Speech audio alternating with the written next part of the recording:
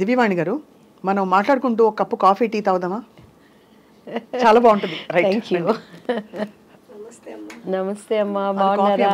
సుగుణమ్మా, అవునా, నేను కూడా అడిగాను. అవును, గుడ్ గుడ్ గుడ్. ఎస్, తాగుతూ మాట్లాడేసేద్దామా? మీరు రాముయిజం గారు, కానీ రాముని మాత్రం మీరు హైప్ చేశారండి, మీకు దెబ్బలేస్తాను నేను తీసుకు. అవునా? ఎందుకు హైప్ చేయడం? ఆయనే హైప్, నేనే హైప్ కాదు అసలు. అటువంటి ఇంట్రెస్ట్ మనం ఎంకరేజ్ చేయకూడదు. ఎందుకు? ఏమి ఇంట్రెస్ట్ లో చూద్దాం, మాట్లాడదాం తప్పకుండా. ఇప్పుడు వద్దులేండి కాంట్రవర్సీ. చెప్తాను కూడా నేను. చెప్పండి, అదేం పర్లేదు, ఎవరి అభిప్రాయాలు వాళ్ళవి. నేను అంటే ఆయన వాస్తవాలు మాట్లాడతారు కాబట్టి చాలా మందికి అది మింగుడు పడదు. వాస్తవం కాదు, వాస్తవాలు ఉన్నాయని చెప్పని మన పూర్వీకులు ఆడమండి ఇవి బట్టలు లేకుండా ఉన్నారని ఇప్పుడు మనం పోగలరా? ఆయన బట్టలు వేసుకుని వస్తారు, ఆయన వేసుకుని వస్తారు, కానీ ఆయన మాటలు బట్టలు లేని మాటలు. బట్టలు లేని మాట్లాడతారా? తప్పకుండా అది మాట్లాడదాం ఇప్పుడైతే. సో ఇప్పుడు కంటిన్యూ నాన్న, రోల్ అయిపోతుంది, మనం అన్ని దొరికిపోయాము. సో దివ్యవాణి గారు, ఇప్పుడు బాగా చక్కగా మా సుగుణ మంచి షుగర్ వేసి పట్టుకొచ్చింది. మీరేమన్నా అలాంటి రెస్ట్రిక్షన్స్ ఫాలో అవుతారా? సుగుణమ్మ, నీకు happy Christmas, happy new year. Thank you. Sugunamma కూతురు వాణి, నీకు కూడా ఐ లవ్ యూ. అబ్బో, ఇంకా అయిపోయింది, మురిసి పొంగిపోతారు. అవునా? Beautiful tea and coffee. వాళ్ళు లేకుండా మనం లేవండి, వాళ్ళ ప్రేమే మనకి ఆదరణ. అంతే కదా. రాజేంద్ర ప్రసాద్ గారి మీ కాంబినేషన్ చాలా హిట్ కాంబినేషన్ ఆ రోజుల్లో. సో ఆయన పాత్ర మీ కెరియర్లో ఎలా ఉండేది? అంటే ఆయన ఒక సీనియర్ యాక్టరు, యాజ్ ఎ ఆర్టిస్ట్గా ఆయన నేను ఎప్పుడు కూడా, నేనేంట్లేండి చాలామంది, నేను ఎప్పుడు యాజ్ ఎ ఆర్టిస్ట్గా ఆయన ఏమంటానంటే ఆయన ఒక మండుతున్న కట్టె. మండుతున్న కట్టెలోకి మనం సంక్రాంతి భోగి పండుగలప్పుడు చూస్తాం, పచ్చి కట్టెలు తీసుకొచ్చి అందులో వేస్తే అవి కూడా మండుతాయి. అవును. యాక్టింగ్ రాని వాడిని కూడా ఆయన పక్కన నిలబెడితే యాక్టింగ్ వస్తుంది. అంతేనా? అండ్ ఇంకొకటి ఆయనలో గ్రేట్నెస్ ఏంటంటే ప్రతి దాంట్లో హీ విల్ ఇన్వాల్వ్డ్. అవతలోడు తిట్టుకున్నా పర్వాలేదు, అవతలోడు నసిగినా పర్వాలేదు, డైరెక్టర్ ఏమనుకున్నా పర్వాలేదు, కో ఆర్టిస్టులు ఏమనుకున్నా పర్వాలేదు, కానీ అన్నీ తానైపోతాడు. ఈ సెట్ కానీ నా క్యారెక్టర్ చేయించడం కానీ, అంటే తను ఏంటంటే అంతా బాగుంటేనే కదా సినిమా సక్సెస్ అనే స్వభావం ఉన్న వ్యక్తి. అండ్ మంచి మన భారతదేశం కానీ మన ఇండియా కానీ ఎక్కడున్నా కూడా నవ్వుల రాజేంద్రుడు అంటే ఆయనకు కడుపులో లైఫ్లో ఎంత దుఃఖం ఉన్నా కూడా అండ్ ఆయన యాజ్ ఆర్టిస్ట్గా నేను చాలా అప్రిషియేట్ చేస్తాను. మొన్న పాపం వాళ్ళ ఇంట్లో విషాదం. ఎస్ అండి, ఎస్. చాలా అసలు నేనైతే ఆ స్థితిలో కూడాను అందరూ ఏడుస్తున్నారు, శోకాలు పెడుతున్నారు, కానీ ఒక్క కూతురు ఆయన గుండెల్లో ఎంత భారం ఉంటుంది. మహానటిలో చేసింది ఆ పాప. ఇంకొకటి ఏంటంటే లక్కీ, మా బాబు పేరు కిరణ్ కాంత్. సో పెళ్లి పుస్తకంలో నేను ఆయన్ని కేకే అంటాను. సో కేకే అలానే నన్ను అమ్ముకుటి ఆ మూవీలో, మా పాపని తెలియకుండా మేము అమ్ముకుటి అని పిలుస్తాము. అండ్ ఇప్పుడు మహానటిలో ఆ పాప చేసింది కదా చిన్న సావిత్రి, నాకు కూతురుగా చేసింది. అవును, అది తనకి ఫస్ట్ మూవీ. అది ఎన్ని కలిసి వచ్చే చూడండి, అంటే ఒక థ్రెడ్ ఉన్నట్టుంది ఆల్మోస్ట్.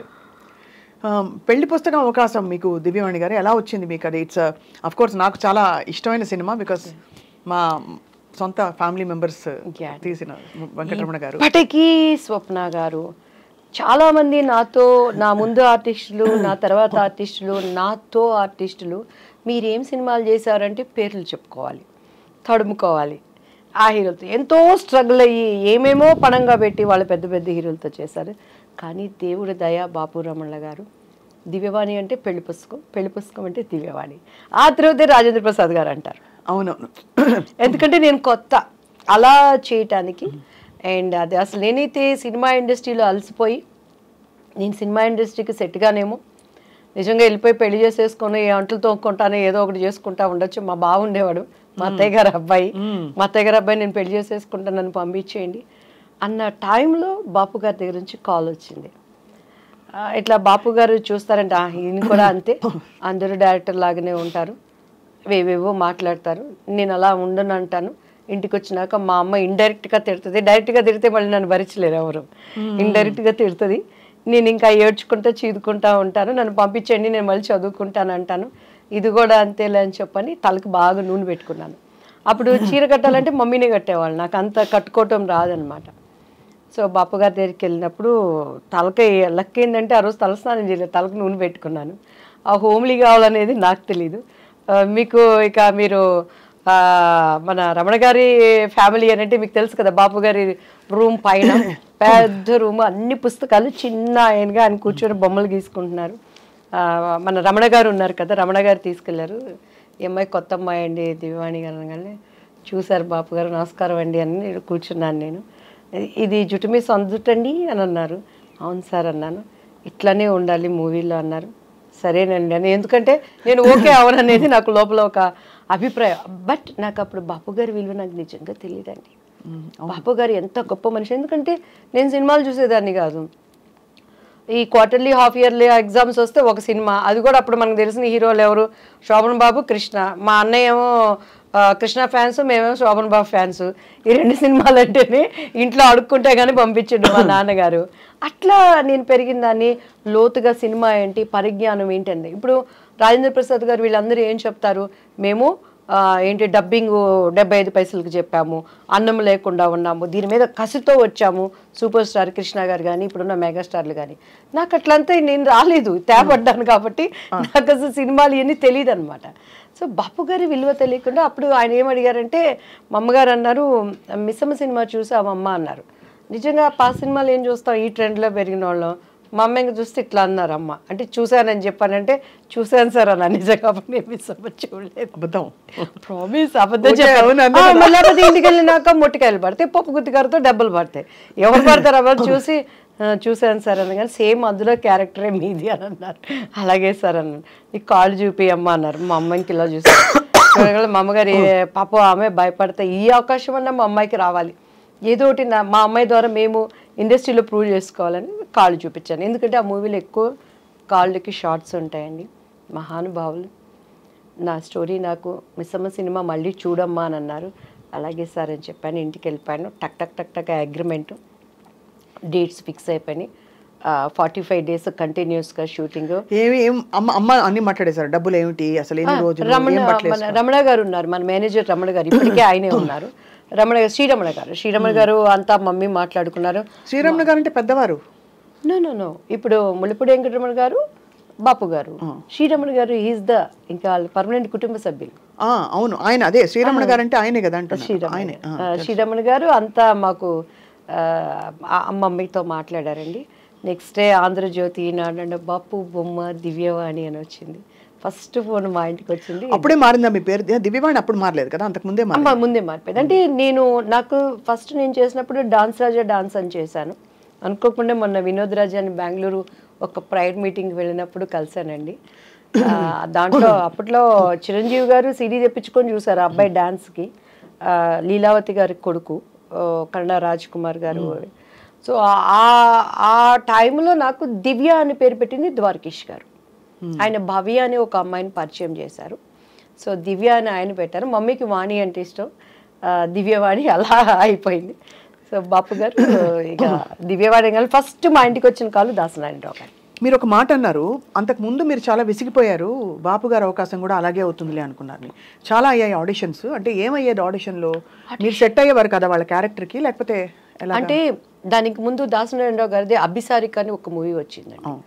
అప్పుడు మేము పద్మాంటి దగ్గరికి వెళ్ళి, మమ్మీ తెనాలి మాకు తెలిసిన ఒక మమ్మీ వాళ్ళ క్లాస్మేట్ పద్మాంటికి మంచి క్లోజ్, మంచి వాళ్ళండి తెనాలి పిల్లలు, చాలా వాళ్ళు కష్టపడుతున్నారు ఇండస్ట్రీలో అని అంటే పద్మాంటి రిఫర్ చేసి దాసరి అంకుల్ దగ్గరికి వెళ్ళాం. సవేరా హోటల్లో అప్పుడు వీళ్ళకి పాముగురు వీటిల్లో జరుగుతూ ఉండే స్టోరీ డిస్కషన్స్ అవన్నీ.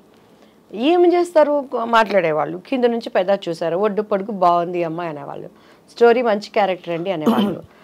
కొంచెం మీరు బయట కూర్చోండి అమ్మాయితో మాట్లాడతాం అనేవాళ్ళు. మా అమ్మాయికి ఇటు చూసేదాన్ని నేను, ఇంకంతే. ఇంక మా అమ్మగారు బయటకు వెళ్తాను అని అంటే వెళ్ళనిచ్చేదాన్ని కాదు. సో ఆ లోపల వాళ్ళ భావన ఏంటనే అర్థమయ్యి అర్థం కాని వయసు నాది అప్పుడు. సో అలా ఇక మా అమ్మగారు నన్ను వదిలిపెట్టేవాళ్ళు కాదు. మొన్న కూడా చౌదరి గారు అని చెప్పని ఒక ఆయన ప్రొడ్యూసర్ కలిసారండి. అప్పుడు అర్జున్ సర్జాతో ఒక మూవీ చేయాల్సింది, శారదా అంటే మెయిన్ క్యారెక్టర్. అందులో అంతా డేట్స్ వరకు వచ్చింది, అంతా ఓకే అన్నారు, క్యారెక్టర్ మిస్ అయిపోయింది. కాదు అంటే అంత ఓపెన్గా మిస్బిహేవ్ చేసేవారా? నా దగ్గర మిస్బిహేవ్ చేసి నా దగ్గర బతికి బట్ట కడతాడండి వాడు ఎవడైనా. అదే అందుకని ఎందుకంటే ఇప్పుడు జీలో అప్పుడు ఉండేది. అదే మీరు బోల్డ్ గా కనిపిస్తున్నారు చాలా, బట్ ఎలా మీకు అర్థమైపోయేది వాళ్ళ మనసులో ఏమిటని? అంటే మా మమ్మీతో మాట్లాడేవాళ్ళు. మమ్మీ అమ్మాయి చిన్నపిల్లండి, తను ఫ్రెండ్లీగా మంచి ఆర్టిస్ట్ అండి, మా అమ్మాయిలో టాలెంట్ ఉందండి అని అలా అనేవాళ్ళు. ఇంటికి వచ్చినాక డిస్కషన్ జరుగుతుంది కదా, నన్ను బాగా రెచ్చగొట్టేది మా అక్క అయితే, చూడు నువ్వు చేయాల్సిన క్యారెక్టర్ అమ్మాయి చేసింది చూసుకుంటే, నువ్వు చేసుకొని నాకేంది, నేను ఎప్పుడు ఏ క్యారెక్టర్ పోయిందని ఏడ్చింది లేదండి. ఈవెన్ దో మిస్టర్ బెల్లానికి కూడా బాపు గారు, రమణన్ల గారు, రాజేంద్ర ప్రసాద్ గారికి ఇప్పుడు ఒక మనసు ఉంది, మన ప్రతి ఒక్కరికి ఒక అంతరాత్మ అనేది ఉంటుంది. ఈవెన్ ఆమెనికి కూడాను వాళ్ళ గుండె మీద చేసుకుంటే మినిమం మ్యాక్సిమం ఎక్స్ట్రీమ్ ఈ క్యారెక్టర్ అమ్మాయి అయితే బాగుంటుందని చెప్పని ఎంత ప్రయత్నం చేశారు, ఎంత ప్రయత్నం చేశారు. నేను ఆయనకి సారీ కూడా చెప్పాను, రాజేంద్ర ప్రసాద్ నా భవిష్యత్తును గురించి జరిగిన విషయాలన్నీ ఆయనకి చెప్పాము, ఏం లేదు ప్రాబ్లం. ఆయన వేరే ఆలోచనలో ఉండేవాళ్ళు, మేము అది అంటే ఇప్పుడు అప్రమత్వం, ఈజ్ గుడ్ ఆర్టిస్ట్ కానీ ఆ క్యారెక్టరు నాకు ఆమెని ఒకరోజు ఫ్లైట్లో కలిసినప్పుడు నాతో చెప్పింది, దివ్యవాణి గారు 1000 సార్లు నాకు ఆ డెక్లో, అప్పుడు సీడీలు డెక్లు ఉండేవి, చూపించి ఇలానే కావాలని చెప్పేవాళ్ళు. బాబు మరి ఎందుకు మిస్ అయిపోయారు మీరు? చేయలేదు, ఒప్పుకోలేదు. రాజేంద్ర ప్రసాద్ గారు అండ్ ఆయన ప్రొడ్యూసర్ ఆయన చేత పార్థసారథి గారు సంథింగ్ ఏదో పేరు ఉన్నాడు. సో అలా but film industry is very tough place కదా దివ్యవాణి గారు. టఫ్ ప్లేస్ లేనిది ఏదో చెప్పండి స్వప్న గారు. అలా కాదు, రిలేటివ్లీ నేను మీరు అనేది రైటే, అన్ని ప్లేసెస్ లో టఫ్ ప్లేసే. పనమ్మాయి మన ఇంటికి వచ్చి ఒక పనమ్మాయి పని చేస్తుంది. ఆ అమ్మాయి పొద్దున్న లేసిన దగ్గర నుంచి రోడ్డు మీద నడుచుకొని వచ్చే దగ్గర నుంచి ఇంట్లో పని చేసి తను ఓనర్ అనేవాడి దగ్గర నుంచి ఆడదానికి తిరిగి వెళ్ళటానికి టఫ్ కాదు, చాలా టఫ్, ఎక్కడ టఫ్ అక్కడ. కానీ ఇక్కడ ఎంత మొహమాటంగా అందంగా ఉంటుందంటే మీరు చెప్తున్న సన్నివేశాలు ఆలోచిస్తే, ఇప్పుడు అమ్మగారు ఎంత అర్థం చేసుకుని మిమ్మల్ని తప్పించుకుని కాపాడుకుని జాగ్రత్తగా నెట్టుకొచ్చారు. మీరు చెప్పారు, అదే చెప్తున్నాను, అలా చేయలేని పరిస్థితులు చాలా మందిని చూసాను. నాకు ఆర్టిస్టుల్ని చెప్పడం ఎందుకులే గానీ అన్నల దగ్గర అంటే కొంతమందికి అది తప్పు అనిపించకపోవచ్చు, అది వాళ్ళ చాయిస్. నేను తప్పని నేను ఎప్పుడు అంటలేదు. నవేడేస్ ఇప్పుడు కూడా నేను అంటున్నాను, నవేడేస్ అవనేది ఫ్యాషన్ అయిపోయింది, కామన్ అయిపోయింది, అది ఎంజాయ్మెంట్ అయిపోయింది. నేను తప్పని ఇప్పటికీ నేను చెప్పట్లేదు. 2 చేతులు కలిస్తేనే చెప్పట్లు, చేతులు కలవనప్పుడు ఈ చేయి కాబట్టి, కాకపోతే మనం అనుకున్న విధంగా హైప్ అవ్వలేవు చెప్పని. దేవుడు అనేవాడు ఒకటి ఉంటాడు, న్యాయం అనేది ఒకటి ఉంటుంది. మన అంతరంలో ఒక ఆలోచన పుట్టక ముందే ఈ నోస్ వాట్ ఈజ్ మనం ఆలోచిస్తున్నాం అనేది, దానిని నిలబెట్టేవాడు ఆయన. సో అది నన్ను ఇంతవరకు నిలబెట్టింది. ఎంతమంది ఉన్న తెలుగు చరిత్ర ఉన్నంత వరకు నా శత్రువు అయినా నా మిత్రువు అయినా ఆ పని అనేది ఉండాల్సిందే. నన్ను అంగీకరించేవాళ్ళైనా అంగీకరించిన వాళ్ళైనా ఆ పాట అనేది దేవుడు అలా దానిని జతపరిచాడు అనుకుంటానండి. అండ్ ఎస్పెషల్లీ బాపు రమణల గారు అసలు ఇండస్ట్రీకి వాళ్ళు విరుద్ధమైన వ్యక్తులు, అంటే వాళ్ళ మనస్తత్వాలు అంత స్వచ్ఛంగా ఉంటాయని. స్వచ్ఛమైన మనుషులు. నాకు జరిగిన అన్యాయానికే మళ్ళీ పాపం వాళ్ళు పెళ్లి కొడుకు మూవీ తీసి అందులో నాకు తెలిసి లాస్ వచ్చింది. అదే అప్పుడు బంగారు పిచ్చి కానీ విజయ నిర్మల్ గారు చేసిందనమాట. సో నరేష్ గారు నేను చేశాము. అది అక్కడేమో చంద్రమోహన్ గారు విజయ నిర్మల్ గారు చేశారు. సో సేమ్ స్టోరీ, ప్రజలకు అంతా ఎక్కక అది అనుకున్న విధంగా ఆడలేకపోయింది. బట్ నాకు మంచి పేరు వచ్చింది. దానికోసము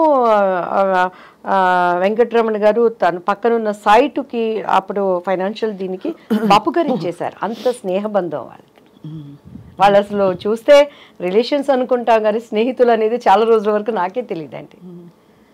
సో అన్నీ ఉన్న విస్తరాకు అణిగి మణిగి ఉంటుంది అనడానికి. అవును, ఇండస్ట్రీలో ఉండే పద్ధతులకి విరోధమైన వాళ్ళు అండ్ నాకు మనసున్న మనుషులు. నేను బాపు గారితో న్యూ ఇయర్ టైంలో ఆటలు కూడా ఆడాను ఆయనతో.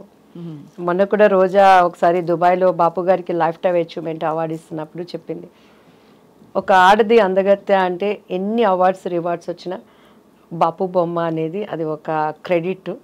అది దివ్యవాణి కొట్టేసింది. నాకు చాలా జెల్సీగా ఉండేది. ఫుల్ లెంగ్త్ నేను క్యారెక్టర్ ఆయన దగ్గర నేను చేయలేకపోయాను. అఫ్కోర్స్ ఆ తర్వాత నేను అదేంటి ఒక మూవీ చెప్పిందండి ఎన్టీఆర్ గారిది ఏదో, దాంట్లో నేను ఒక సాంగ్ చేశాను నేను అని చెప్పాను. అది అంటే ఆడవాళ్ళంటే అందరూ అందమే, అందరూ బాపు బొమ్మలే.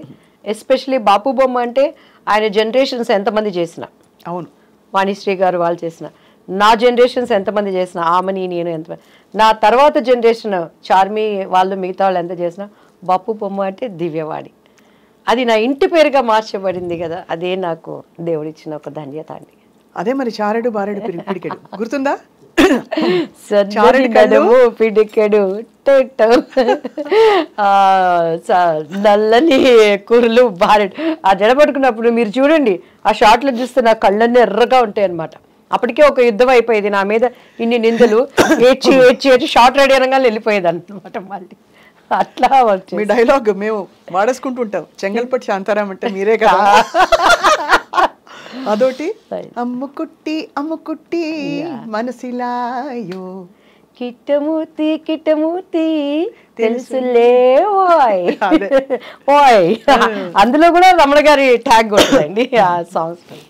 అండ్ అందులో స్వప్న గారు నా జీవితానికి నేను అన్వయించుకునే డైలాగుల్లో ముఖ్యమైనది, అండ్ రాజేంద్ర ప్రసాద్ గారు చెప్తారు ఒక డైలాగు. నేను అక్కడికి వెళ్ళి డ్యాన్స్ నేర్పిస్తూ అక్కడ ఉన్నప్పుడు మంచి చెడులు రాసులు పోసుకొని ఉండవట. అవును, అవకాశము ఉంటే మంచివాడు కూడా చెడ్డవాడిగా మారుతాడు, అవకాశం లేకపోతే చెడ్డవాడు కూడా మంచివాడిగా ఉంటాడు. కస్టమ్స్ అండ్ సుఖమ్స్, ద కాంబినేషన్ ఈజ్ లైఫ్. అంతే, పర్ఫెక్ట్ కదా అది. నా జీవితంలో ప్రతి చోట ఎదురయ్యే బిట్స్లో ఎంత అనుభవంతో, ఎంత జ్ఞానంతో ఆయన ఆ డైలాగ్ రాశాడు. ప్రతి మనిషికి ఒక్కొక్క మనిషిలో ఉండే కలర్స్, నటన, నా బిడ్డలు కానీ బయట వాళ్ళు కానీ నమ్మిన వాళ్ళు కానీ బయటకు వచ్చేటప్పుడు అంతా మంచి చెడులు రాసుకుపోసుకొని ఉండవు. అవకాశం ఉందంటే మంచోడు కూడా చెడ్డోడు అయిపోతాడు, అవకాశం లేకపోతే చెడ్డోడు కూడా గప్చిప్ సాంబార్ బుడ్డి. నేను సాంబార్ బుడ్డి. సో అలా లైఫ్లో. అండ్ నా లైఫ్ ఏంటంటేనండి, మా మమ్మీ దగ్గర ఏం తెలీదు, మా ఆయన దగ్గర అంతకన్నా తెలీదు. ఇప్పుడు ఈ 5 ఏళ్ళు దేవుడు నిమిత్తమై నేను బయటకు వస్తున్నప్పుడు, పాలిటిక్స్లోకి వచ్చినాక, ఓ ఇది ఇలా ఉంటారా, ఓ ఇది ఇలా ఉంటారా, వాళ్ళు ఇలా ఉంటే నేను ఇలానే ఉంటాను, అది నష్టమైనా నిజాన్ని బ్రతికించుకుంటాను, అదే నా హీరో, అదే నన్ను కాపాడుతుంది అనే విధంగా వెళ్ళి ఈరోజు యథార్థవాది లోక విరోధి అనే దానికి సాదృశ్యంగా. మీరు చాలా బోల్డ్గా ఉన్నారు. అంటే మీరు ఇప్పుడు ఇంకా ఫీల్డ్లో ఉన్నట్టే, మీరు ఎంత పాలిటిక్స్లోకి వచ్చినా సినిమా ఇండస్ట్రీలో ఉన్నట్టే ఒక నటిగా మీరు ఇప్పటివరకు చెప్పిన విషయాలే ఇంత క్యాండిడ్గా ఎవరు మాట్లాడలేకపోయారు. అయ్యో, అంటే అది మీ ధైర్యానికి నిజంగా జోహార్లు. అలా వెళ్ళాలి లేదు, అలా కాదు అని అనేది. అంటే మీరేమి ఎవరిని దూషించలేదు, మీ పరిస్థితులు మీరు చెప్పారు, అది చాలా పెద్ద విషయం. కానీ ఆ తర్వాత కూడా మీరు ఎదురవుతూ ఉండిందండి, అంటే కష్టం. ఇప్పుడు మనకి కొన్ని గీతలు మనం గీసుకుంటాం, మనకి ఇలాంటి కాస్ట్యూమ్స్ వేసుకోను, ఈ ప్రవర్తన నాకు నచ్చదు అని. ఆ గీతలలో ఉండడం వల్ల ఇంకా తర్వాత కూడా మీరు అవకాశాలు కోల్పోయారా, లేకపోతే చాలా కోల్పోయాను? మిస్టర్ పెళ్ళాం ఒకటేనా? చాలా ఆమె సినిమా నేను చేయాల్సింది ఈవీవి గారిది, అండ్ నాకు అడ్వాన్స్ కూడా ఇచ్చేసారు, వెనక్కి వెళ్ళిపోయాను. గరానా మొగుళ్ళలో వాణి విశ్వనాథ్ క్యారెక్టర్ నేను చేయాల్సింది, దానిని మిస్ అయిపోయాను. మిస్ అయిపోవడం అంటే they just come and tell you know. ఇంకా అంతే, ఇక ప్రాబ్లమ్స్. అది ఎవరన్నా అనుకోండి, డైరెక్టర్లు అనుకోండి, హీరోలు అనుకోండి, మేబీ వాళ్ళ దానికి ముందు మీకేమన్నా డైరెక్ట్ ఇండికేషన్ వచ్చేదా దట్ ఏదో ఎక్స్పెక్ట్ చేస్తున్నారు వీళ్ళని? 100% వచ్చేది. మమ్మీ వాళ్ళకి అంత ధైర్యం చేసేవాళ్ళు కాదు నా దగ్గర, పాప ఏమీ నన్నైతే ఇబ్బంది పెట్టేవాళ్ళు కాదండి. నేను ఇక్కడ గొప్ప ఏంటంటే నా టాలెంట్ నన్ను బ్రతికిచ్చింది. దివ్యవాణి అంటే సింగిల్ టేక్ ఆర్టిస్ట్, అక్కడ లోపం ఉందంటే కెమెరామ్యాన్తో పక్క ఆర్టిస్ట్తో, కానీ నాది ఎప్పుడు. అండ్ ఎందుకంటే అంత డెడికేట్ మైండ్గా డైలాగ్స్ కానీ డ్యాన్స్ కానీ, నాకు లాంగ్వేజ్ తెలియకపోయినా కూడాను డెడికేట్ మైండ్తో నేను ఏది ఉన్నా కూడానండి, ఈవెన్ దేవుడి పని కానీ, ఇప్పుడు సంబంధం లేకుండా రియల్ ఎస్టేట్ అనేది నేర్చుకుంటున్నాను ఇక్కడ. కొంతమంది మన దాంట్లో కూడా డెడికేట్ మైండ్తో చేస్తాను, పొద్దున్న లేస్తే దాని మీదే వర్కౌట్ చేస్తాను. అలా నేనేమి ఎక్కడ బైబుల్ కాలేజీకి వెళ్ళలేదు, బైబుల్ థెరపీలు పొందలేదు, కానీ అక్కడ నిలబడినప్పుడు నేను షికాగోలో చాలా టైం ఇస్తారండి వాళ్ళు, కానీ అక్కడ 1.5 hours 2 hours when God spoke through with me, whole Chicago దేవుడు మాట్లాడాడు అనే విధంగా, అక్కడ హృదయాలకు తాకే విధంగా నేను దేవుడికి పాదాలు పట్టుకుంటాను. అట్లా ఏది చేసినా నాకు తెలియకపోయినా కూడాను దాన్ని తెలుసుకోవడానికి ప్రయత్నం చేసేదాన్ని. అది ఇండస్ట్రీలో నన్ను నిలబెట్టింది. ఎందుకంటే నాకు బాగా చిరంజీవి గారు ఇచ్చిన కాంప్లిమెంట్ అనమాట. 3 సినిమాలు ఒకటే సంవత్సరంలో, పెళ్లి పుస్తకం, ఇద్దరు పిల్లల ముద్దుల పోలీసు, ఎదురింటి మొగుడు హ్యాట్రిక్, హిట్ చిత్రాలు కథానాయిక అని అప్పట్లో ఆంధ్రజ్యోతి వీటిలో వచ్చినప్పుడు చిరంజీవి గారు ఒకసారి ఎయిర్పోర్ట్లో చెన్నై, మామగారు వెళ్ళిపోయి తొందరగా వెళ్ళు, నమస్తే చెప్పు, బాగా మాట్లాడు, ఆయన పక్కన నీకు అవసరం వెళ్ళగానే, సార్ నమస్తే అండి అని అన్నారు. సార్ మీతో నేను ఒక్క సినిమా చేయాలి సార్, నాకు సార్ అంటే, నీకేంటమ్మా హిట్ చిత్రాలు కథానాయకువి అన్నారు. నాకు ఆ మాట అసలు ఎంత సంతోషం అనిపించింది అంటే, దాని తర్వాత కొండవీటి దొంగ చేశాం. కొండవీటి దొంగలో శుభలేఖ రాసుకున్న, యాక్చువల్లీ నేను ఆయనకు మరదలు, ఆ సాంగ్ నాకు ఆయనకి ఉండాల్సింది. కొన్ని అనివార్య చెప్పుకోలేని కారణాల వల్ల ఆ సాంగ్ మళ్ళీ రాధా గారికి మార్చబడింది. ఓహో, అందులో కూడా మళ్ళీ మరి మరి సో అప్పుడు నేను ఏడ్చి మా మమ్మీ మేమంతా మరదల్ క్యారెక్టర్ వేశారు, కానీ ఆ పాట మాత్రం నా కోసం అని పెట్టింది. ఎందుకు దీనికి ప్రత్యక్షమైన సాక్షి పరచూరు గోపాలకృష్ణ గారు. అంటే ముందు చెప్పారు మీకు, ముందు రోజు ఒక సాంగ్ ఉంటుందని చెప్పారు. కొన్ని కారణాల వల్ల ఆ సాంగ్ని మళ్ళీ మార్చేసి రాధా గారికి ఆయనకి పెట్టారు. సో అలాంటి సంఘటనలు ఎన్నో అలా చెప్పుకోలేనివి కొన్ని కొన్ని ఉంటాయి. చాలా మీరు పోరాడారు అయితే. చాలా నేను పోరాడలే, మా అమ్మ పోరాడారు. అమ్మ పోరాడారా? నేను రిలాక్స్. అమ్మ అలా నిజంగా కంటికి రెప్పలాగా అమ్మ కనుపాపలా చూసుకున్నారు మిమ్మల్ని నిజంగా, అంతే కదా? అంతే, ఎక్కడ కసి కందకుండా. మీరు ఫిల్మ్స్ బాగా సాగుతున్న టైంలో మీ వివాహం ఎలా జరిగింది దివ్యవాణి గారు? వివాహం కూడా చేసుకోవాల్సి వచ్చింది ఒక లెక్క. ముత్తినంత హెండతి అని ఒక కన్నడ మూవీ జరిగిందండి. మాలశ్రీ సాయి కుమార్ నేను ఆయన చూడటం ఇష్టపడటం అండ్ మా వాళ్ళతో మాట్లాడటం అండ్ కొన్ని ఇంట్లో వాళ్ళకి ఇష్టపడలేదు, ఎందుకంటే చాలా భవిష్యత్తు ఉంది కదా నా మీద. మంచి అంటే అందరూ మంచి పీక్ లో ఉన్న మీరు. నాకు 22 yearsకే మా బాబు పుట్టేశాడు. But did you feel you made a wrong choice అప్పుడు? 100%. ఎందుకంటే కెరియర్ పీక్ లో ఉన్నప్పుడు ఏ స్త్రీ కూడా, అందులో ఇట్స్ అ పవర్ఫుల్ పొజిషన్, ఆర్థిక స్వాతంత్రం, డబ్బులు, పవర్, ఫేమ్ అన్ని. అప్పుడు ఏమనిపించేది అంటే ప్రేమించారా? ప్రేమించబడ్డాను. ఓకే, సో అందరి జీవితాల్లో అవుతాయండి. సో ఇట్స్ లైక్ ప్రేమ అంటే మనకు తెలియదు, అంత సీన్ లేదు మన ఫేస్లకి. ప్రేమించబడ్డాను అనమాట.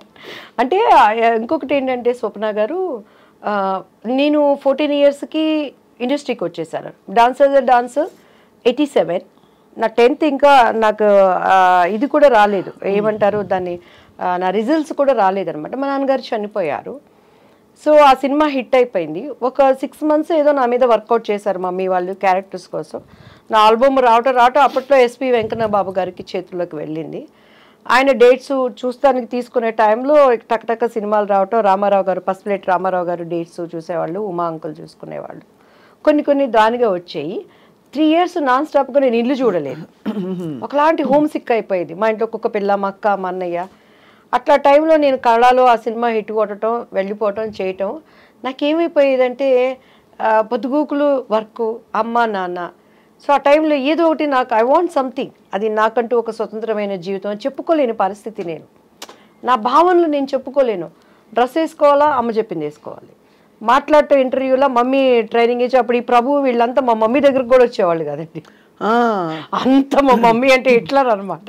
ఇంటర్వ్యూలు అంటే ముందు ఇది చెప్పి అన్ని చెప్పి వీటన్నిటి కారణం మా మమ్మీ అని చెప్పాలని నేర్పించేది. సో అట్లా నాలో ఫస్ట్ నుంచి కూడా ఒక భావనలు ఉండే, వాటన్నిటికీ బ్రేక్ పడిపోయింది. తెలియకుండా ఇది పెళ్ళని చేసుకుంటే నేను వెళ్ళిపోతాను కదా, నాకంటూ నా లైఫ్ నేను ఇష్టంగా బ్రతకచ్చు. యా, మెయిన్ 80% అది కారణం, 20% నా వయసు కారణం, ఇంకా మిగతాది పరిస్థితులు మనకి కొన్ని దేవుడు అనుమతిస్తాడు. But I choose wrong decision. అది నాకు ఇప్పుడు అర్థమవుతుంది.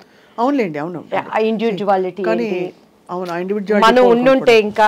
బట్ కానీ ఇంకొకసారి కూడా నేను అనుకుంటాను, ఒకవేళ నేను అలా ఉన్నా కూడా నాకు క్యారెక్టర్స్ వస్తాయని గ్యారంటీ ఏంటి? మంచి ఆర్టిస్టు, ఒడ్డు పొడుగు బాగుంది, అభినయం ఉంది, అందు ఉంది, సింగిల్ టేక్ ఆర్టిస్టు అన్నీ ఉన్నా కూడాను తెర వెనక టాలెంట్స్ మనకి లేవు. వస్తాయా లేవా గ్యారంటీ లేదు. సో అట్లా శుభలగ్నం సినిమాలండి, ఆమెని క్యారెక్టర్కి. మొన్న కూడా నిన్న ఏదో ఫంక్షన్లో ఎస్వి కృష్ణారెడ్డి గారు కలిసారు, అదే చెప్పాను, సార్ శుభలగ్నంలో ఆమెని క్యారెక్టర్ నాది, ఎందుకు పోయిందో మీకు తెలుసు, ఇప్పటికైనా ఆ భర్తీని ఆ ఫుల్ఫిల్ మీరే చేయాలి సార్ అంటే కృష్ణారెడ్డి గారు నవ్వుతా ఉన్నారు. సార్ చాలా అంటే సపోర్టివ్ ఆఫ్ విమెన్ కదా చాలా కృష్ణారెడ్డి గారు ఇప్పుడు కూడా. ఆ క్యారెక్టర్ అదే మీరు ఆ శుభలగ్నం మంచి పవర్ఫుల్ ఆమెని క్యారెక్టర్. ఆమెని గారి మొన్ననే ఆమెని గారిని ఇంటర్వ్యూ కోసం కలిశాను అనమాట. అని ఐ ఫీల్ హ్యాపీ. నా అలాగే కష్టంతోనో వచ్చిన ఇంకొక వాళ్ళకి రావటం, వాళ్ళకి అది లైఫ్ అవటం కూడా ఐ అప్రిషియేట్. వాళ్ళకి మంచి, ఎవరికైనా మనం బాగుండాలి, అందరూ బాగుండాలంటే దానికి అర్థం అదే కదా. కానీ నేను ఎప్పుడు బాధపడలేదని, ఏ రోజు ఈ క్యారెక్టర్ నాకు పోయింది అని బొక్కబార్లు పడుకొని అన్నం మానేసి గ్యాప్లో ఏం చేసేవారు మరి? ఆలోచిస్తూ కూర్చునేవారా ఇప్పుడు? సినిమాల మధ్య గ్యాప్లో అసలు గ్యాప్ ఎక్కడుంది స్వప్న గారు? పెళ్ళయ్యే వరకు నాన్ స్టాప్ పోరాటం. తర్వాత ఇంకా పెళ్లి వల్ల మీరు బ్రేక్ తీసుకున్నారు. మ్యారేజ్ అయిపోయింది, ఇమ్మీడియట్ గా కన్సీవ్ 22 yearsకి నా బాబు పుట్టేశాడు, 24 yearsకి నా పాప. వాళ్ళ క్యారియర్తో అడపా సీరియల్స్ అవి చేసుకోవటం. అండ్ ఆఫ్టర్ దట్ వాళ్ళ చదువులు. ఇప్పుడు కొంచెం అలా ఊపిరి పీల్చుకుంటున్నాను కొంచెం. What was the biggest tragedy in your life మన దివ్యవాణి గారు? మా బాబు పుట్టినాక నాకు కొంచెం హస్బెండ్ సైడ్ చాలా ఇబ్బందులు ఫేస్ చేశానండి. అండ్ అప్పుడు ఆ ట్రాజడీని కూడా దేవుడు ట్రాజడీ అని తెలియకుండా నా కుటుంబీకులు నన్ను చాలా ఆదుకున్నారు. అండ్ బాబు హెల్త్ విషయంలో బాగా సఫర్ అయ్యాను. ఆఫ్టర్ దట్ చెన్నై వచ్చేసాను నేను. అప్పటి నుంచి నేను సింగిల్ పేరెంట్. ఇప్పటివరకు కూడా బయట ప్రపంచానికి ఎవరికి తెలియదు. ఫస్ట్ టైం మీకే మీ ఇంటర్వ్యూలోనే చెప్తున్నాను. Single parent. బట్ మా వారు చాలా మనసున్న వ్యక్తి. He's good father, good husband. కానీ కొన్ని అనుకోని సంఘటనలు నా కళ్ళతో నేను చూడటం ద్వారా దగ్గరైన మనుషులకి దూరంగా బ్రతుకుతూ ప్రపంచం కోసం అండ్ నేను ఒక నీతి నియమాలతో ఉండే అనేటువంటి కట్టుబాట్ల కోసం నా పిల్లలకి నేనే ప్రపంచం. But is very lovely father. Is a good father to them. Is good husband. మీకు వారికి అంటే గుడ్ హస్బెండ్ ఎందుకు లేదు, every minute he will take care about me. కొన్ని ఏంటంటే అక్కడ పరిస్థితులు వాటిని నేను మళ్ళీ ప్రభువుని అంగీకరించటం, అది అభిప్రాయ భేదాలు అనేవి రావటం వల్ల మానసికంగా దూరం అయిపోయాం. చాలా సంస్కారవంతుడు ఆయన. నాకు దేనికి అడి చెప్పి every minute he will take care మా పిల్లల గురించి. కానీ ఇక కామెడీ ఏంటంటే మా పిల్లలకు కూడా మాకు ఎంత అగాధం ఉన్నది అనే విషయం తెలియదు. ప్రభువుని మీరు స్వీకరించవలసిన ఎక్స్పీరియన్స్ ఏంటి దివ్యవాణి గారు? నేను ఎప్పుడు I love talking about God. అది మతానికి అతీతంగా, ఇది క్రైస్తవ మతమా, హిందూ ధర్మమా, ఇస్లాం మతమా, ఇంకోట బౌద్ధ మతమా అని కాదు. దేవుడు దేవుడే. So tell me about your experience. ఎలా అయింది మీకు అసలు? యాక్చువల్లీ నేను ఏంటంటే అమ్మవారు అంటే దివ్యవాణి, దివ్యవాణి అంటే అమ్మవారండి. అలా అమ్మవారి భక్తురాలు మీరు. భయంకరంగా సుప్రభాతం మనం పాడామంటే ఎంఎస్ సుబ్బలక్ష్మి అక్కర్లేదు అంత. ఇక అక్కడ ఎక్కడ మనకి తిరుపతి టెంపుల్ ఎలా ఉంటుందో మీరు ఇన్నే ఓపికందంటే 2 చరణాలు నాకు ఇప్పటికీ గుర్తున్నాయి. చెప్పండి అమ్మా తల్లి, చెప్పండి తల్లి. ఎలా అంటే 4 గంటలు అయ్యేసరికి ఇంట్లో గంట మన ఇంట్లోనే మోగుతుంది. టేప్ రికార్డు ఉండదు. మా పిల్లలు చిన్నోళ్ళు. మా అబ్బాయికి మొత్తం స్నానం చేయించేసి పంచి కట్టేసి నాతో పాటు దేవుడి గదిలో కూర్చోబెట్టి అలంకరణ అంతా అయిపోయిందంటే కౌసల్యా సుప్రజా రామ పూర్వా సంధ్యా ప్రవర్తతే ఉత్తిష్ట నరశార్దూల కర్తవ్యం దైవమాన్నికం ఉత్తిష్టో ఉత్తిష్ట గోవింద ఉత్తిష్ట గరుడధ్వజా ఉత్తిష్ట కమలాకాంత త్రైలోక్యం మంగళం కురు మాతః సమస్త జగతాం మధుకైటభారే వక్షో విహారిణి మనోహర దివ్యమూర్తే శ్రీస్వామి నిశ్చిత జనప్రియదానశీలే శ్రీవేంకటేశ దయతే తవ సుప్రభాతం తవ సుప్రభాతమరవిందలోచనే భవతు ప్రసన్నముఖచంద్రమండలే విధిశేంకరేంద్ర వనితాభిరర్చితే వృషశైలనాద దయతే దయానిదే కమలాకుచూచుక కుంకుమతో నియతారుణితాతుల నీలతనో కమలాయతలోచన లోకపతే విజయీ భవ వెంకట శైలపతే సచతుర్ముఖ షణ్ముఖ పంచముఖ ప్రముఖాఖిల దైవతమౌళిమణే శరణాగత వత్సల సారనిదే పరిపాలయ మాం వృషశైలపతే. మీకు నమస్కారం. అసలు దేవాదిదేవుడిగా సమస్త మహిమ మనకి ఎంత ఎంత చక్కగా అంటే ఎన్నిసార్లు వినుంటే మీకు అలా వచ్చిందో అర్థం అవుతుంది మీ ఇంటి వాతావరణం ఎలా ఉండేదని చెప్పి. మరి అక్కడి నుంచి అంత భక్తి ఒక్కటే కదా దివ్యవాణి గారు, మీరు పద్ధతి మార్చుకోవాల్సిన అవసరం, ఆ అనుభవం ఏమిటి? పద్ధతి మార్చుకోలేదు, మార్గం మార్చుకున్నాను ఫస్ట్ ఆఫ్ ఆల్. అండ్ నేనేంటంటేనండి మా పాప కన్సీవ్ అయినప్పుడు 16 సోమవారం వ్రతం చేసేదాన్ని. ఎలా అంటే పొద్దున్నే చన్నీళ్ళతో స్నానం చేసి పుట్ట మీదకి వెళ్ళి పుట్ట మీద నుంచి మట్టి తీసుకొచ్చి దానిని లింగం చేసి దాన్ని దాంట్లో పెట్టి వ్రత కథ అంతా చదువుకొని ఉమ్ము కూడా మింగకుండా నా కడుపుతో ఉన్న వాళ్ళకి ఆకలేసేది, మా పాప లోపల నుంచి ఇళ్ళ గీకేది. అలా కఠినంగా నేల మీద కూర్చొని నేను పూజలో అంతా దీనిగా ఉండేదాన్ని. మా ಆಡಪಡಿಸಲು అయితే ಪೂಜೆ ಅಂತ ಮಾಡಿದ್ರೆ ದಿವ್ಯ ನೋಡ್ಕೊಂಡು ಕಳಿಯಬೇಕು, ಎಷ್ಟು ಚಂದ ಡೆಕೋರೇಟ್ ಮಾಡ್ತಾಳೋ ಪೂಜಾ ರೂಮ್ ಎಲ್ಲ అని మా ఆడపడుచులు అంతా అనమాట. సో అలా టైంలో ఒకసారి నేను పుట్ట మీద మంచి మట్టి తీసుకొని వచ్చేటప్పుడు మా మంజు అని మా పని అబ్బాయి ఉండేవాడు పక్కన, నాకు హెల్పర్. పొట్ట దగ్గరికి వెళ్ళాలంటే భయం వేసేది. మంచిగా భయ అయితే అయితే కణ నేను ಹೋಗಿ తగ్గోబా మన్ను అనేదాన్ని. బన్నీ అక్క అనేవాడు. అంటే ఆ మట్టి మీద చేసినప్పుడు పాము ఎక్కడ వచ్చిద్దో, నన్ను ఎక్కడ గరిసిద్దో అని భయపడితే ఆ పుట్ట మీద మట్టి తీసుకునేదాన్ని. ఒకరోజు మా ఇంట్లో అప్పటి సౌదీ అని చెప్పని కర్ణాటకలో అంతా బచ్మనే అంటారండి, బాత్రూంలోనే రాగి కాగుంటుంది, 24 hours నీళ్ళు కాగుతూనే ఉంటాయి. ఆ కట్టెలు పైనుంచి తీసేటప్పుడు ఇంత పెద్ద కట్ల బాంబు అండి కింద. నేను వణికిపోయి పరిగెత్తి దానిని కట్టి తీసుకొని కొడతా ఉన్నాడు ఎవరు, మా ఆ పిల్లోడు మంజు. నాకు అప్పుడు పాము దేవుడు కదా, పాము దేవుడు కనిపిస్తే ఇప్పుడు స్వప్న గారు రాగానే నాకు ఒక బ్యూటిఫుల్ హగ్ ఇచ్చారు. ఎంత ప్రేమ అంటే ఆ కౌగిలింతలో ఇష్టం, ప్రేమ. ఒక మనిషికి మనిషి ఎంత ఇష్టం ఉంటే దేవుడు కనిపిస్తే నేను వాటేసుకోవాలి కదా, నేను హక్ చేసుకోవాలి కదా. ఆ దేవుడి కోసమే కదా మనం పూజలు చేస్తున్నాం. మరి పాము నేను హక్ చేసుకోవాలి కదా. ప్రతి మనం ఆరాధించే వాటికి పాము సింబల్ ఉంటుంది కదా. ఎందుకు పామును కొడుతున్నాం? దేవుడు వచ్చాడు కదా, దేవుడిని ఎందుకు హక్ చేసుకోలేకపోయానని ఒక ఆలోచన వచ్చింది. ఏమోలే మన పితరులు చెప్పారు మనం చేయాలి అనుకొని. అలానే వినాయక చతుర్దశి వచ్చినప్పుడు మా బాబుకి చక్కగా పంచికట్టి నగలన్నీ వేసి వాడికి కూడా ఉండ్రాలు వేసేదాన్ని. ఒకరోజు మా ఇంట్లో ఎలుక వచ్చిందండి.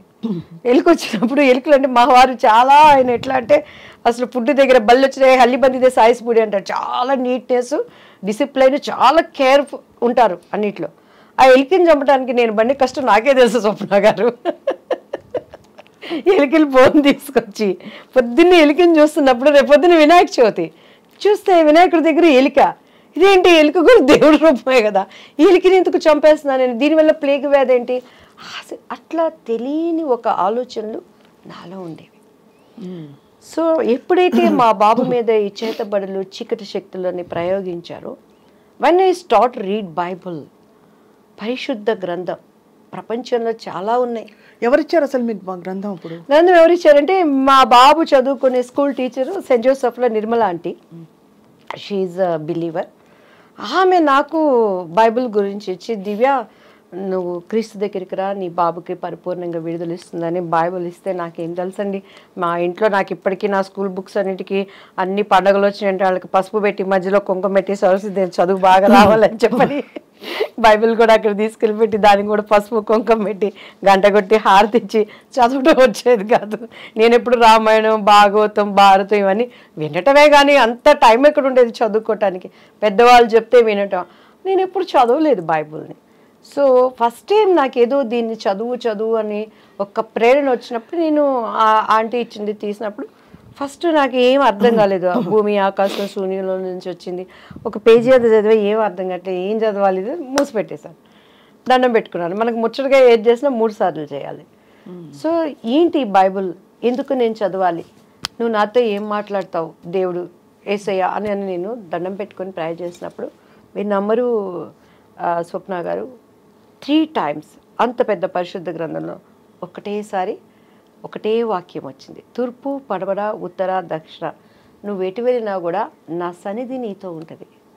ఆ మాటకి నాకు అర్థం తెలియదు, ఇప్పుడు నేను దాన్ని అనుభవిస్తున్నానండి. వరల్డ్ వైజ్ నేను ఎక్కడికి వెళ్ళినా కూడా గాడ్ ప్రెసెన్స్ ఏంటి, దేవుడు కార్యాలు ఎలా ఉంటాయని. ఆ తర్వాత బైబిల్ చదవటం, నేను పడిన ఒక మంచి చర్చ్ చెన్నైలో జైపాల్ గారు అని చెప్పని, రక్షణ అంటే ఏంటి, అసలు మత మార్పిడి అనే వాళ్ళని, దాన్ని అంగీకరిస్తున్నటువంటి దేవుడిని అంగీకరించిన వాళ్ళని చాలా వాళ్ళకి తెలియచెప్పాల్సింది. ఎక్కడా ఆయన నేను మతం అని చెప్పలేను. ఐ ఆమ్ ద వే, నేను మార్గం, ఐ ఆమ్ ద ట్రూత్, నేను సత్యం, ఐ ఆమ్ ద లైఫ్, నేనే మార్గం, నేనే సత్యం, నేను జీవం. ఆ మార్గం ఏంటి? ఈరోజు మన ఐడ్రీమ్ స్టూడియోస్కి రావాలంటే జీపీఎస్ పెట్టుకొని వాళ్ళు పంపించిన లొకేషన్ పట్టుకొని కరెక్ట్గా వచ్చాను. వచ్చినాక కూడా మన పిల్లలు చెయ్యి ఊపి దీనిలే పైరని అంటే ఆ కరెక్ట్ మార్గం పట్టుకోబట్టి ఇక్కడికి వచ్చాను. ఏంటి ఆయన మార్గం? I'm the truth. ఈ ప్రపంచంలో ఈరోజు సప్న గారు, దివ్య గారు ఇద్దరు కోర్టుకు వెళ్ళారంటే ఒకటే నిజం ఉంటుంది, రెండోది అబద్ధం. దానికోసం వాదనలు జరిగితే ఒక్కొక్కసారి అన్యాయం గెలవచ్చు, కానీ న్యాయం అనేది ఎప్పటికైనా నిలుస్తుంది. ఆయన ఏమంటున్నాడు, ఐ ఆమ్ ద ట్రూత్, నేనే సత్యం, నేను మాత్రమే సత్యం అంటున్నాడు. ఐ ఆమ్ ద లైఫ్, నేను జీవం. ఆ జీవం ఏంటి? ఈరోజు అగ్ని ఆరదు, పురుగు చచ్చిపోదు. ప్రతి ఒక్కడు, ఒక ప్రాస్టిట్యూట్ అయినా, ఒక దొంగ అయినా, మన కులం ఏదైనా, మన మతం ఏదైనా, మనం ఏమనుకుంటాం, చచ్చిపోతే స్వర్గంలో ఉండాలి అనుకుంటాం. ఆ స్వర్గంలో ఉండటానికి జీవం ఎవరు? అంటే స్వర్గం ఉందో లేదో ఎలా తెలుసు మీకు? 100% మంచి ఉంది, చెడు ఉంది, దేవుడు ఉన్నాడు, దయ్యము ఉంది. ఇక్కడ ఓకే, మన భూమి మీద స్వర్గం నరకం ఉంటే, మంచి ఆలోచనలు ఉంటే, మంచి ప్రపంచం ఒక ప్లెజెంట్ గా ఉంటే స్వర్గం అనుకుంటా. స్వర్గం అనేది లేకుండా ఊహల్లో యమదొంగ సినిమా ఎలా చేశారు? అలాంటి స్వర్గలోకం అంటారా? నేను స్వర్గలోకం అదేం చెప్పట్లేదు, అప్పట్లో నాకు అదే స్వర్గం. కానీ బైబిల్ చదివినాక 100% దానిని పరలోకం అంటారు. మన భాషలో కొలెక్వల్ లాంగ్వేజ్లో అర్థం అవటానికి స్వర్గం అని నేను చెప్తున్నాను. 100% ఉంది. అది ఇక్కడ ఉన్నట్టు ఉండదు. దేవుడి రాజ్యం ఒకటి ఉంది. అసలు మనం అక్కడ వారసులుగా ఉండటానికి దేవుడు తన రూపంలో తనలాగా ప్రతిదీ సృష్టించుకున్నాడు. ఎందుకంటే బైబిల్లో ప్రతిదానికి ఆన్సర్ ఉందండి. ఒకసారి నాకు పరశుర్ అంకుల్ కాల్ చేశారు, ఏంటి ఈరోజు దివ్య పలుకులు రాలేదు అని. అప్పుడు నాకేంటంటే కొంచెం ప్రార్థన చేసుకుని ఏదొచ్చిందంటే వచ్చేసి నాకు ఇష్టమైన వాళ్ళందరికీ ఫార్వర్డ్ చేసేదాన్ని. చేస్తుంటే ఏంటి నీ దివ్యమైన పలుకులు రాలేదు అని అన్నాను. అంటే లేదు అంకుల్, నేను కొంచెం ఏదో వర్క్లో ఉండి పంపించలేకపోయాను, పంపిస్తాను. నిన్న ఒకటి అడుగుతాను చెప్పవే అన్నారు. అడగండి అంకుల్ అన్నాను. కోడి ముందా గుడ్డు ముందా అన్నారు. కోడి ముందు అంకుల్ అన్నాను. ఇత్తు ముందా చెట్టు ముందా అన్నారు. చెట్టే ముందు అంకుల్ అన్నాను. ఎట్లా చెప్తావే అని అన్నారు. నా బైబిల్లో ప్రతిదానికి సమాధానం ఉంది అంకుల్. దేవుడు ఆయా ప్రకారము ఫస్ట్ పశు పక్షాదులని నిర్మించాడు అని ఉంది, వృక్షాలని క్రియేట్ చేశాడు అని ఉంది, దానికి ఫలాల్ని వృద్ధి చేశాడు అని ఉంది. అవి తర్వాత ఫలించినవి, అక్కడ విత్తులు వచ్చాయి. సో దాని ఆధారంగా బైబిల్లో ప్రతిదానికి ఆన్సర్ ఉంది అంకుల్ అని. నీకు ఎక్కడి నుంచి వచ్చింది ఈ జ్ఞానం అన్నాడు. జ్ఞానం సిగ్గుపరచడానికి దేవుడు వెర్రివాడిని ఎంచుకుంటాడు అంకుల్, నేను ఎర్రిదాన్ని కాబట్టి నన్ను ఎంచుకున్నాడు. నేను జ్ఞానిని కాదు అంకుల్, నేను ఎర్రిదాన్నే. Still I don't know anything. కానీ దేవుడి దగ్గర కూర్చున్నప్పుడు ఆయన జ్ఞానం ఇస్తాడు. నిజం స్వప్న గారు, నాకు ఇప్పుడు కూడా కార్డు పెట్టి డబ్బులు తీయటం రాదు. ఆయన ఎవరు లైస్. నేను ఎప్పుడైనా చిన్న చిన్న అబద్ధాలు ఏమన్నా ఒకటి ఆడతానంటే, నేను డబ్బులు దాచిపెట్టుకొని మా పిల్లలు ఏదైనా పీడిస్తుంటే మమ్మీ దగ్గర డబ్బులు ఇబ్బంది పెట్టమాకండి అని చెప్తాను. అండ్ ప్లాన్డ్గా ఉంటాను లైఫ్లో. మనం ఎప్పుడు ఇలా అనకూడదు అనే దానికి ఉంటాను, కానీ నేను ఎప్పుడూ అబద్ధాలు చెప్పాను. కాబట్టి టీడీపీలో నేను అంత గట్టిగా మాట్లాడినా. అన్ని ఛానల్స్ కూడాను ఎవరు నాకు కౌంటర్ ఇవ్వలేకపోయారు. ఎందుకంటే బాబుగారు అంటే నాకు ప్రాణం, బాబుగారు అంటే చాలా ఇష్టం. టీడీపీ నుంచి నేను బయటకు వచ్చినాక కూడాను నన్ను అపోజిషన్లో ఉన్నప్పుడు ఆ రోజు జగన్ గారి పార్టీలో ప్రతి ఒక్కళ్ళు సంప్రదించారు. ఇప్పటికైనా రండి, మీలాంటి వాయిస్ కావాలి అన్నప్పుడు నేను ఎందుకు, జగన్ గారు నాకు విరోధి కాదు, యాజ్ ఎ బిలీవర్గా ఆయన నేను చాలా అభిమానిస్తాను. కానీ అక్కడ నేను అమరావతి అప్పుడు ఒక ప్రార్థన చేశానండి. మీరు కావాలంటే ఆ ప్రార్థన మీరు చూడండి. ఇది అమరావతిగా ముద్రించబడాలి దేవా అని చేసిన ప్రార్థన వ్యర్థమైపోతుంది. ఈరోజు నాకు ఇచ్చే ఆపర్చునిటీ పదవులు చూసుకుంటే, దేవా ఈ ప్రార్థనని నేను అబద్ధం చేయకూడదు తండ్రి అని నా పొలిటికల్ భవిష్యత్తును కూడా నేను అప్పుడు మానుకున్నాను. నా దేవుడు ఊహించిన